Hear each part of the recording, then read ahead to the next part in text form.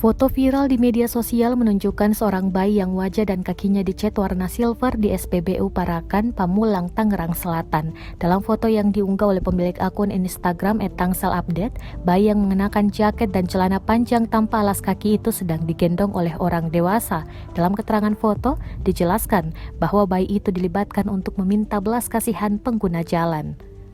Menanggapi hal tersebut, Kepala Seksi Penyelidikan dan Penyidikan Satpol PP Tangsel, Muksin Al-Fahri, mengatakan pihaknya bakal menggelar operasi terhadap manusia silver karena tergolong penyandang masalah kesejahteraan sosial atau PMKS. Muksin tak menampik beberapa waktu terakhir banyak manusia silver kerap beroperasi di wilayah Tangerang Selatan seperti Maruga, Rempoa, Alam Suter, dan Gaplek. Satpol PP Tangsel pernah melakukan operasi untuk menjaring sejumlah manusia silver di wilayah yang sudah dipetakan itu. Hanya saja baru pertama kali ada seorang bayi yang dilibatkan.